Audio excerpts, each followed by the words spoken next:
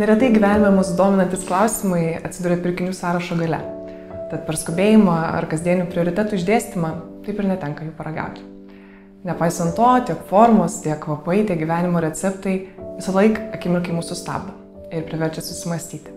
Bet dėja, tik tol, kol važiuojame mašina, liftu ar rytais valomės dantis.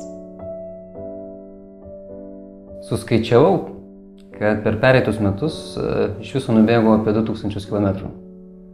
Iš viso įveikiau 3 maratonus ir dviračių be nakvynės. Nuvažiavau nuo Vilniaus iki jūros.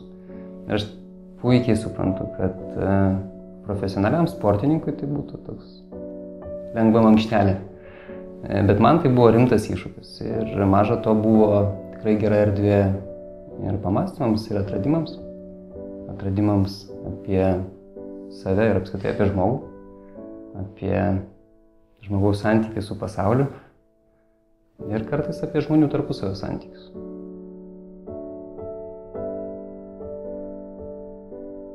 Aš vis galvoju, ar mes elgiamės protingai. Pavyzdžiui, parduotuvėje, kai būdami alkani prisiperkam maisto. Arba priimdami strateginius gyvenimo sprendimus, pasirinkdami profesiją arba pasirinkdami gyvenimo partnerį. Ar elgiamės protingai?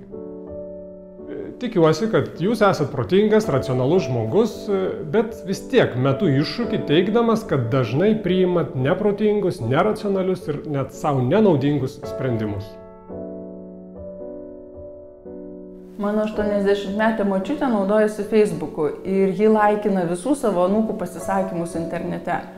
O pavyzdžiui, 5-metė mano dukra padeda man susigaudyti iPhone'o platybėse. Ir nepaisant visų šitų pavyzdžių, aš manau, kad kartų skirtumai yra akivaizdus ir manau, jie yra dideli kaip niekad. Taigi man yra įdomu, ar susikalbėsim ir kaip susikalbėsim.